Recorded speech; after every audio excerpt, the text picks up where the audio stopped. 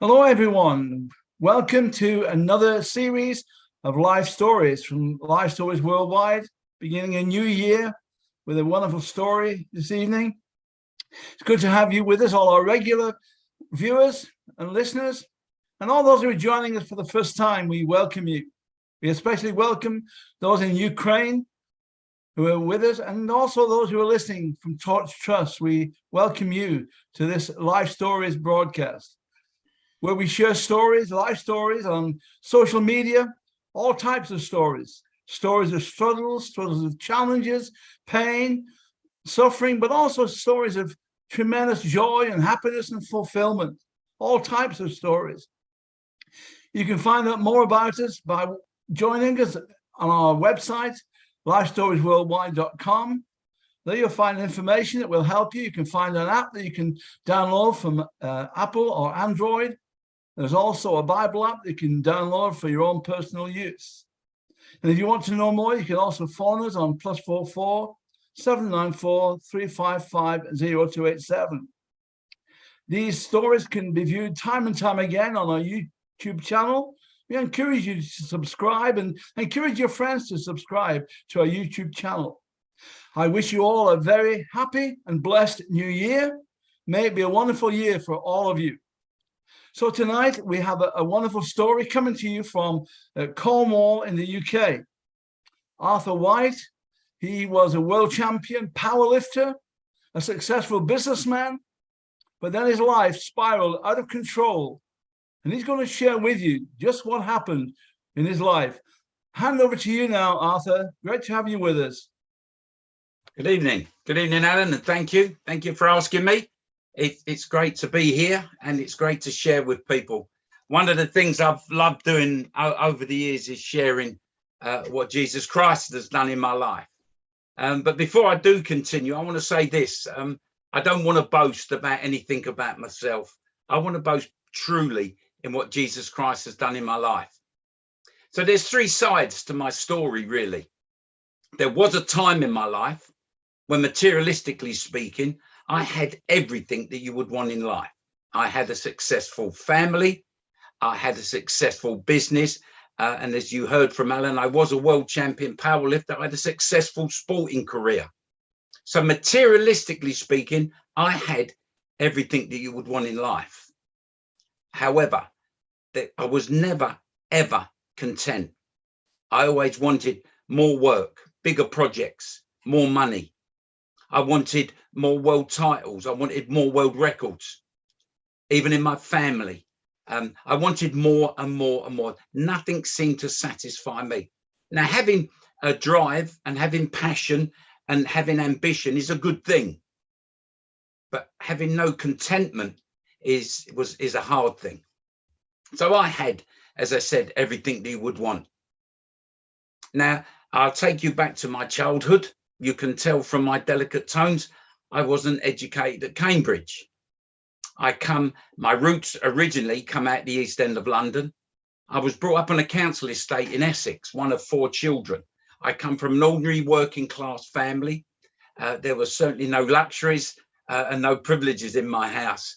And certainly going back to my childhood, we never had things like Zooms, mobile phones, central heating, motor cars, or anything at all like that. I'm a little bit of a dinosaur in lots of places and in lots of ways. However, as a child, although things were hard and tough for my parents, they both worked, life was good for me. Now, I met my wife when I was 14. We got engaged at 17 and we got married at 19. And my wife, Jackie, and I have been together now for coming up to 52 years. I've got 2 grown children. I've got a daughter of 45 now, a son of 42. I've got 3 grandchildren, and I now live in Cornwall. I've lived in Cornwall 17 years. I live next door to my daughter, and I've seen my grandchildren almost every day since they were born. And my grandson, my son's son, lives very close as well down here in Cornwall. So I moved down here 17 years ago. And I love being here, and I still travel around sharing my story. I had, as I said, a successful marriage. a happy marriage, a lovely family. I had a successful business. Now, when I left school, I was an apprentice. I served an apprentice as a carpenter. And when I finished that apprenticeship back in the late 60s, early 70s, I started to work for myself. There was a boom in the building industry in and around southeast England and London. And I built a business off the back of that boom, and a successful business. I had money, a big house in Essex. I had a villa in Spain. I had a lovely Jaguar car. I had a few quid in the bank, and I was doing pretty good from a kid off of a council estate. And as I say, my sport was powerlifting. As a kid, I did sport at school. I played football. I did athletics. I played cricket. I played basketball. I just loved sport. And as a young man, I went into a gym. I started training when I was about 14, 15 years of age. And then I found out, just by chance, I was fairly strong. I started to train in bigger gymnasiums. And I remember as a young man seeing this colossal bodybuilder coming into our gym. His name was Arnold Schwarzenegger, who is now a famous movie star. And Arnold Schwarzenegger was also Mr. Universe and Mr. Olympia. And I thought, that's what I want to be like. So I started training very, very seriously with weights. Rather than going into bodybuilding, I went into powerlifting because, as I say, I became fairly strong. And as a powerlifter, I competed for 30 years. 27 years, I competed for Great Britain. During that 27-year international career, I won 9 British titles. I won 6 European titles. And I was also 4 times world champion. I won the open title twice. I went into the over 40s and I won the over 40s. I went into the over 50s and I won that as well. And I seriously contemplated the over 60s. However, my wife started to point out to me that I was writing checks that my body could no longer cash. And at the age of 56, I retired.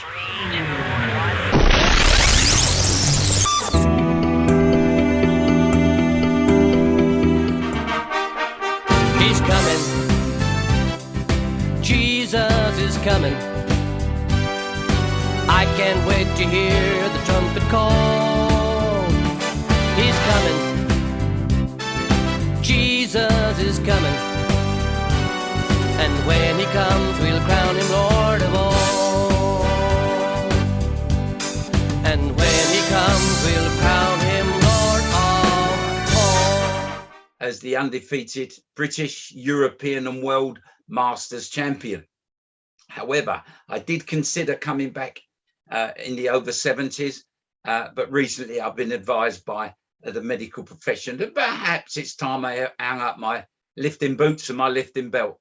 I still train, I still enjoy exercise, and I'm pleased in one way that I've now put that to one side. But as I say, in my sport, I was never content. I wanted to lift more weights. I wanted to break more weight records. I would say that I actually became addicted to training. And I think if you speak to many top athletes, they will say in some way that they've become addicted to their sport. They love the train. I loved going into the gym. I loved training. I loved the weights on my back. I loved the banter with the other guys. It was a massive part of my life. I would even go as far as to say that powerlifting became my God.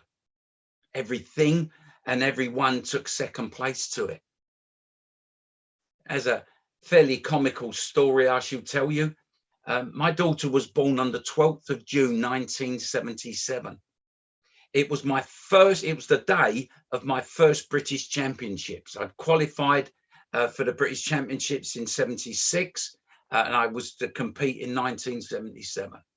Now, my wife accompanied me to the British Championships. I was living in Essex then, and the British Championships was in Birmingham. It was only a fairly short drive up the motorway. And my wife came with me. She happened to be 8 months pregnant. Now, this was no problem, apparently. The doctor said it would be okay for her to travel. She wasn't going to be early. It was the first baby. So we went off to the British Championships and I was competing. Halfway through the championships, they called for the doctor. I thought perhaps it was one of the other guys got injured, but it wasn't. It was my wife. She went into labor. And at this particular time, no disrespect to ladies watching tonight, I thought that was pretty inconsiderate of her. However, we left the British Championships. We drove down the motorway coming home. My wife was complaining of the cramps she was getting and these contractions. I was complaining. I started to cramp quite badly as well. And we turned off the motorway halfway home. And within 5 minutes, my wife had the baby. And I don't exaggerate when I say this. She was a very fit and strong lady. She had the baby. There didn't seem to be too many complications. And I left her that evening. It was a Sunday evening. I went home, phoned all the in-laws. And the following morning, the in-laws turned up to speak to me, and they wanted to go and see my wife and the new baby, quite rightly so. And I'd forgotten what hospital she was in. Now, 45 years ago, we didn't have the internet like we have today. We never had the mobile phone systems and the computer systems that the NHS have got today. And it took 2 days for me to find my wife. So on the Tuesday evening, when I walked in to see her, you can imagine I wasn't the most popular of men. And it wasn't that I didn't love my wife and I didn't love my new baby daughter. It was just that powerlifting, my weightlifting, occupied so much of my mind. That was my God. Everyone and everything took second place to it. I probably was also, looking back then, thinking about where I stood in my life, I probably didn't give much thought to God or anything about God. I was a strong, independent East Ender. I was brought up to stand on my own feet. I was brought up to work hard. And from my hard work, I became successful. And as I say, with all that, so I had a lot of pride. As I was a strong, independent man. But that could have been and probably was part of my downfall. As I said, everything and everyone took second place to it. I wanted to be in the gym more than I actually wanted to be on site. Up to this point in my life, though, I was a relatively young man. Now, I've never smoked in my life. I've drunk very little. I was competing and training all the time. So to drink was of no benefit. Smoking was of no benefit to an athlete. And certainly never took drugs. Up to this point in my life, I was beating the Americans and the Eastern Europeans and the Russians, and I took a lot of pride in that. But powerlifting started to take over my life. And I wanted to train every day, and you can't. It's impossible. You need to rest. Any athlete will tell you that. You recuperate when you rest. And I wanted to train and train and train. And also fatigue was setting in. I'm working hard. I'm running a business, working 6-7 days a week sometimes. I'm running a family or trying to run a family. And fatigue was setting in. And you didn't have the supplements we have today, the energy drinks, such like. And I started taking just a little bit of ephedrine. Ephedrine led me into sulf. Sulf led me into cocaine. I became a cocaine addict. And I also then started to dabble very seriously into anabolic steroids. Anabolic steroids, as many people know in sporting terms, are called performance enhancing drugs. Now, they don't make you a better athlete. They help the body recuperate so you can train and exercise more. So I've now found a way of being in the gym more and more and more. I've now also found a way of just staying a little bit sharper in my head. I thought I could control my drug addiction. It was now controlling me. I actually lost control.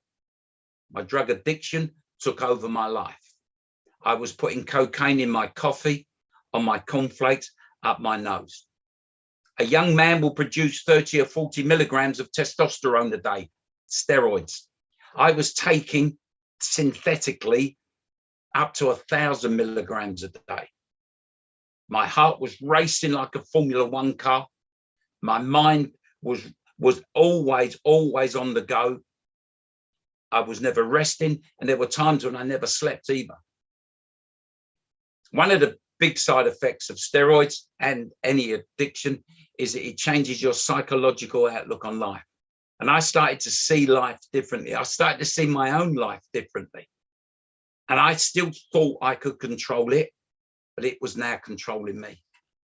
I had an adulterous affair, deserted my wife, deserted my children. I lost my business, my homes, my cars, my money. In 4 years of madness, I lost everything that I'd ever worked for. I started to work then as a nightclub doorman. I started to run an illegal debt collecting business. I used to carry with me a 12-inch diver's knife strapped to my arm. I used to carry a 38 Beretta in my pocket, 2 knuckle dusters in my other pocket. I'd have 2 club hammers under my seat of my car and a pickaxe handle in the boot. I was now living a violent life fueled by drugs. But as I continue, remember where I come from. I'm just a kid off of a council estate who loved life.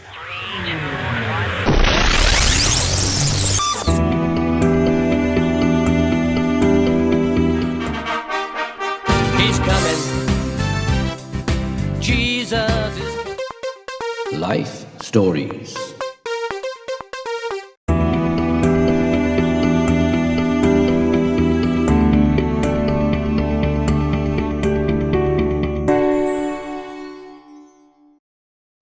Who loved his own life. And I'm now living a violent life fueled by drugs. Everything I'd ever worked for, I lost. But remember, I was once a husband, a father, a businessman, a sportsman, a respected man. And I had self-respect, and I'd lost everything. During one of my sane moments, and there weren't many, I went to see a guy. I went to see this guy for some counseling. I wanted to get my life back in order. This guy happened to be a Christian. Now, I knew nothing about Christianity. I knew nothing about God. Probably then, I would have been a God hater. Like many people today, I would have said, well, if there is a God in this world, what's he doing for me? Many people will say that today. What's he doing in the Ukraine where there's war?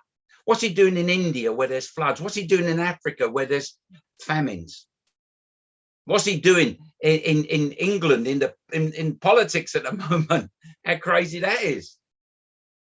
I would have said then, if there's a God, what's he doing for me? I'm a drug addict. I've lost my family, my business, everything I'd ever worked for. Look at me. I couldn't see God doing anything for me.